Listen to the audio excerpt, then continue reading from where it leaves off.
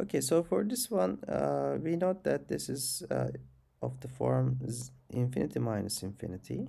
Okay, and we will try to bring it into the form 0 over 0 and then use L'Hopital's rule. Okay, so how can we do that? By writing into common denominator.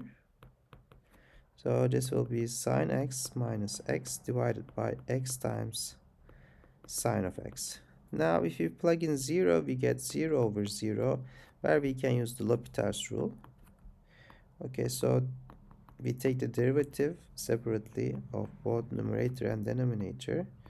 So this is cosine x minus 1, and for the denominator we get sine of x plus x times cosine of x.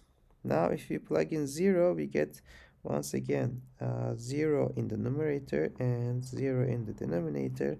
So we have to apply the L'Hopital's rule once again.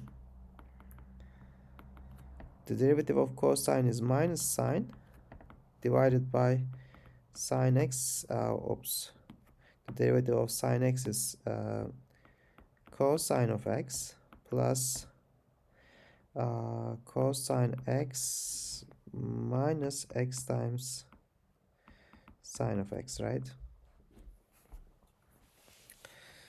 Now if you plug in 0, what do we get? We get 0 in the numerator, and in the denominator we get plus 2. So this is 0 over 2, which is 0.